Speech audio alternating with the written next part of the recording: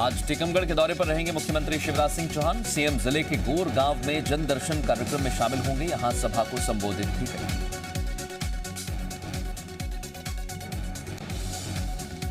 रायपुर में करीब 3 साल बाद होगी समन्वय समिति की बैठक। राज्यपाल अनुसुईया उइके, सीएम बघेल, उच्च शिक्षा मंत्री रहेंगे मौजूद। नई शिक्षा नीति समेत कई मुद्दों पर होगी चर्चा।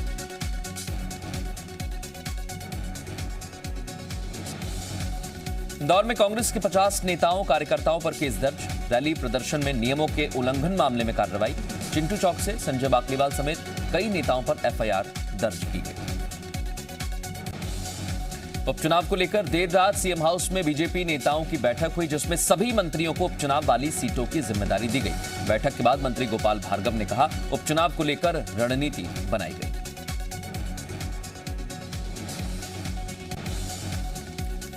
मंत्रियों को उपचुनाव वाली सीटों की जिम्मेदारी दी गई है। गोपाल भार्गव ने कहा कि संगठन को लेकर भी बात की गई है। उपचुनाव में सब अपना अपना काम करेंगे। बैठक में सीएम शिवराज सिंह चौहान समेत कई मंत्री शामिल हुए। मध्य प्रदेश में राज्य चुनाव आयोग ने चुनाव प्रचार गाइडलाइन जारी की। गाइडलाइन में नामांकन के लिए जुलूस की अनुमति नहीं होगी। इंडोर सभाओं में 200 लोग या 30% की अनुमति, मैदानी सभाओं में 50% क्षमता की अनुमति होगी। मध्य प्रदेश में चुनावी बिगुल बजने के बाद राज्य मंत्री सुरेश धाकड़ ने उपचुनाव में चारों सीटों पर बीजेपी की जीत का दावा किया। उन्होंने कहा कि कांग्रेस उपचुनाव में जीतने का दम भर रही है, लेकिन ये ना अपनी सरकार बचा पाए ना अपना घर। मध्य प्रदेश में चुनावी बिगुल बजने के बाद पूर्व मंत्री पीसी शर्मा ने बताया कि पार्टी उपचुनाव में दमोह की रणनीति पर काम करेगी। उन्होंने कहा, महंगाई, बेरोजगारी, कोरोना के मुद्दे पर हम चुनाव लड़ेंगे।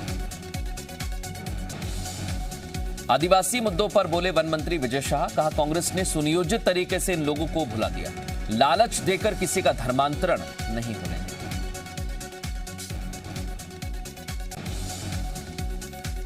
खंडवा लोकसभा उपचुनाव के लिए निर्दलीय विधायक सुरेंद्र सिंह उर्फ शेरा ने कांग्रेस से मांगा टिकट। कहा, चुनाव लड़ने के लिए है तैयारी पूरी। अभी तक शेरा अपनी पत्नी के लिए मांग रहे थे टिकट। मध्य प्रदेश में उपचुनाव की तारीखों का ऐलान। गृह मंत्री से कांग्रेस नेता गोविंद सिंह ने इसके बाद की मुलाकात के बाद बीजेपी सरकार पर बोला हमला।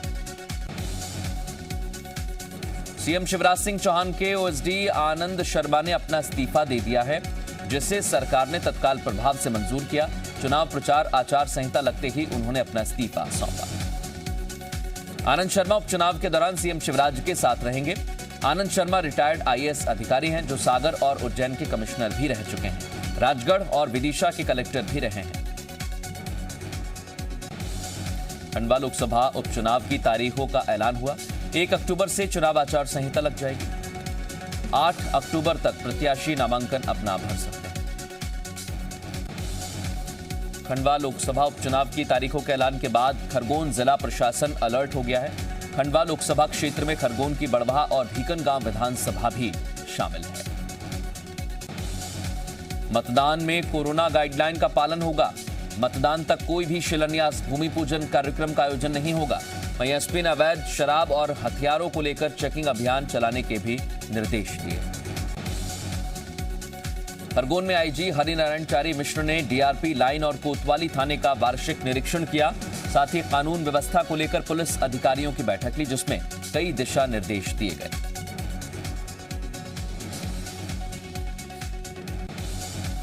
आईजी हरिनारायण मिश्र ने कहा कि अच्छा काम करने वाले पुलिसकर्मी पुरस्कृत होंगे, जबकि काम ना करने वाले थानों पर कार्रवाई होगी।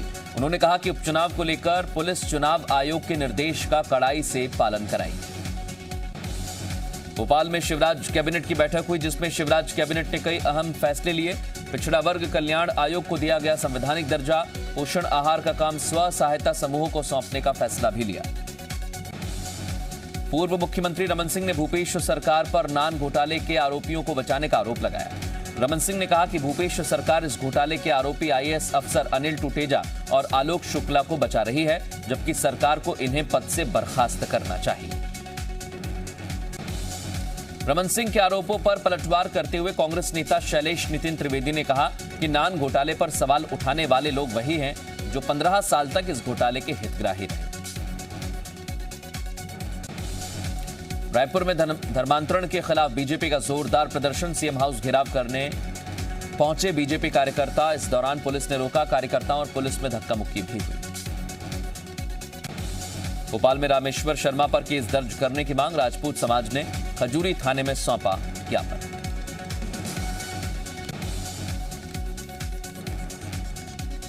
विदिशा में राजपूत समाज ने रामेश्वर शर्मा का पुतला फूंका। पुतले को जूतों की माला पहनाकर नारेबाजी की गई। रामेश्वर शर्मा ने जोधाबाई को लेकर दिया था आपत्तिजनक बयान।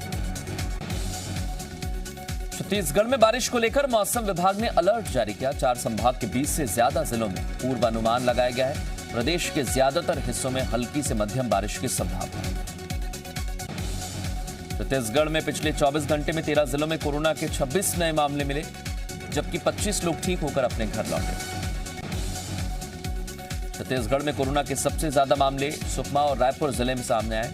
सुकमा में 8 तो रायपुर में 6 कोरोना संक्रमित मरीज मिले।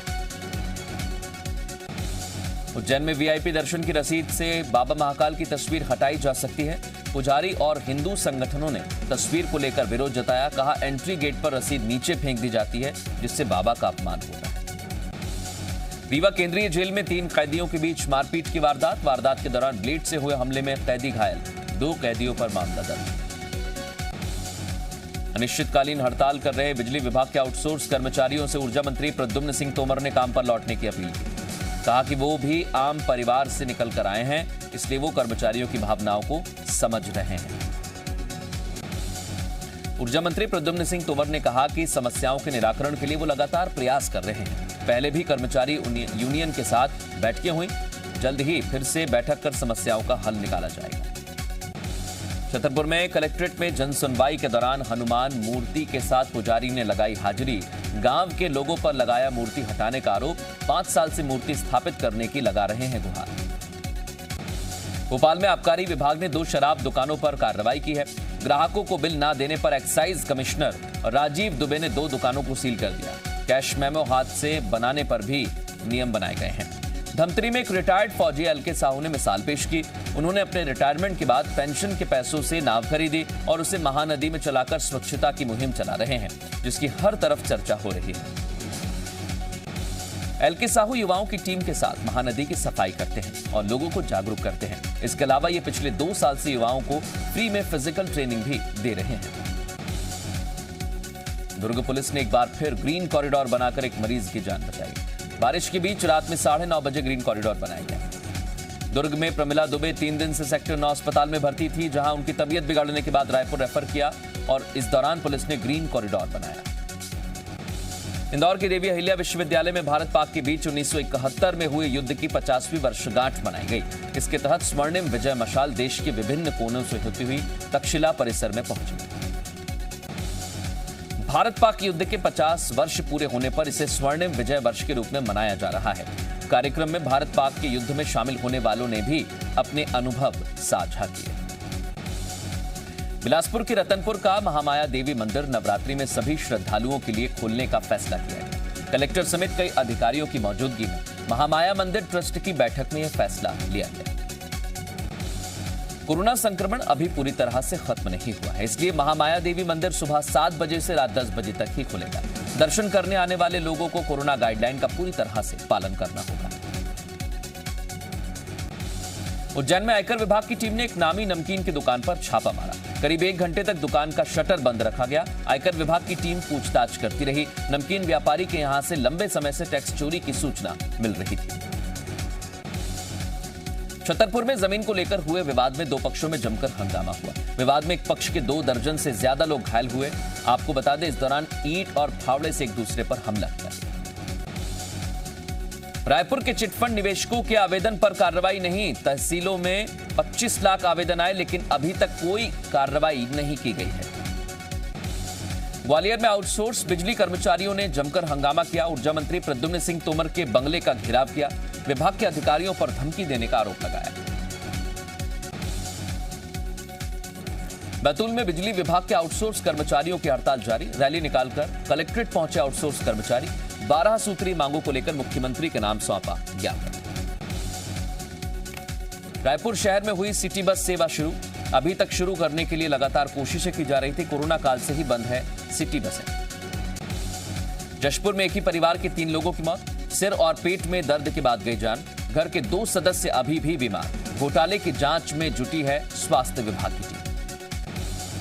टीकमगढ़ में 2 बच्चे समेत महिला की मौत का सनसनीखेज मामला सामने आया है। जिले के रमपुरा गांव में एक महिला का शव कुएं में मिला, तो वहीं दोनों मासूम भाई बहन का शव घर के अंदर से बरामद किया गया। मुरैना में जनपद पंचायत पहाड़गढ़ के रोजगार सहायक को लोकायुक्त की टीम ने रिश्वत लेते गिरफ्तार किया। जॉब कार्ड बनाने के नाम पर ग्रामीण युवक से रिश्वत मांगी। जांजगीर में ज्वेलर्स की दुकान में चोरी की वारदात हुई। चोरी की घटना सीसीटीवी में कैद हुई। करीब 10 लाख की ज्वेलरी पर हाथ साफ किया गया।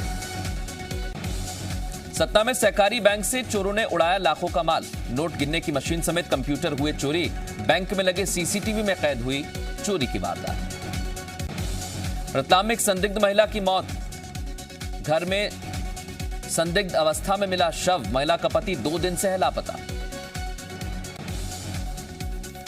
उज्जैन के चिमनगंज इलाके में 2 हिस्ट्री शीटर बदमाशों के अवैध मकान को ध्वस्त किया गया। बदमाश अकबर उर्फ खन्ना और अंकुश दोनों फरार बताए जा रहे हैं। दमोह में 3 इनामी बदमाशों के अवैध ठिकाने पर बुलडोजर चलाया गया।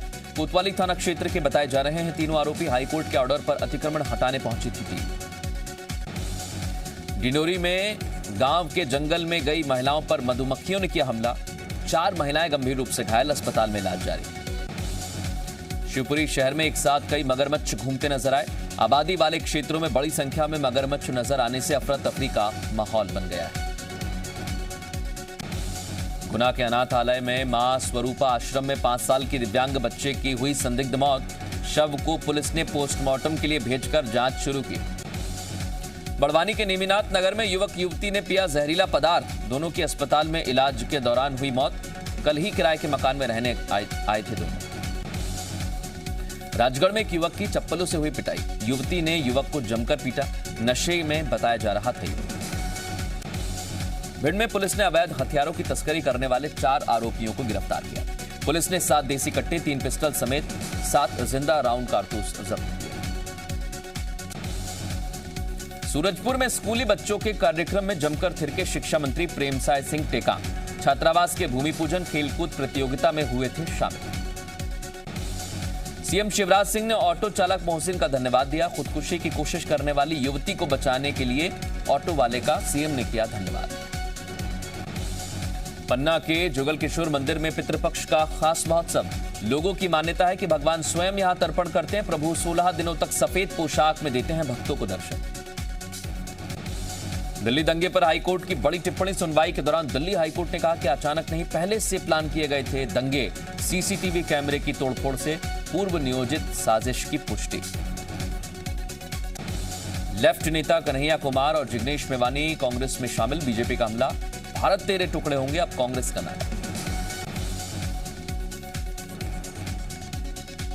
आईएएस के वायरल वीडियो मामले में जांच के आदेश। एसआईटी को सौंपी गई जांच। सीबीसीआईडी के डीजी की अध्यक्षता में एसआईटी का गठन किया गया। 7 दिन में सौंपनी होगी रिपोर्ट। पंजाब कांग्रेस अध्यक्ष नवजोत सिंह सिद्धू के इस्तीफे के बाद पंजाब कांग्रेस में घमासान। कैबिनेट मंत्री रजिया सुल्तान समेत 4 नेताओं का इस्तीफा। चरणजीत सिंह चन्नी ने आज सुबह 10:30 बजे बुलाई है बैठक। सिद्धू के इस्तीफे के बाद जी मीडिया से कैप्टन अमरिंदर सिंह की बातचीत। पंजाब के पूर्व सीएम ने सिद्धू को देश विरोधी करार दिया। आज से 2 दिन के पंजाब दौरे पर दिल्ली के सीएम अरविंद केजरीवाल। मुख्यमंत्री चन्नी से भी मिल सकते हैं केजरीवाल। 5 अक्टूबर को प्रधानमंत्री नरेंद्र मोदी का तीसरा यूपी दौरा। 5 अक्टूबर को लखनऊ में अर्बन कॉन्क्लेव में शामिल होंगे पीएम मोदी। यूपी में चुनावी रणनीति पर काम जारी। बाराबंकी और सीतापुर के दौरे पर रहेंगे मुख्यमंत्री योगी आदित्यनाथ। लखनऊ में सुबह 10 बजे कांग्रेस महासचिव प्रियंका गांधी वाड्रा करेंगी बैठक। चीन ने पिछले महीने 30 अगस्त को भारत में घुसपैठ की कोशिश की थी। सूत्रों के मुताबिक उत्तराखंड के बाराहोती इलाके में चीनी सैनिक ने घुसपैठ की कोशिश की थी। 2016 में हुई सर्जिकल स्ट्राइक के आज 5 साल पूरे। 18 सितंबर को हमले के बाद उरी आर्मी कैंप पर हमले के बाद भारतीय सेना ने दिया था सर्जिकल स्ट्राइक के रूप में जवाब। विश्व पर्यटन दिवस पर संयुक्त विश्व राष्ट्रीय पर्यटन संगठन के महासचिव ने आईआईएचएम को दी बधाई। भारत और दुनिया के युवाओं को पर्यटन से जोड़ने के लिए आईआईएचएम के प्रयासों और पहल की प्रशंसा की। विदेश जाने के लिए करना होगा अभी और इंतजार। अंतर्राष्ट्रीय यात्री उड़ानों पर 31 अक्टूबर तक रोक। विदेश से पैसा पाना हुआ आसान, पेटीएम दे रही है फॉरेन से डायरेक्ट फंड की ट्रांसफर सुविधा।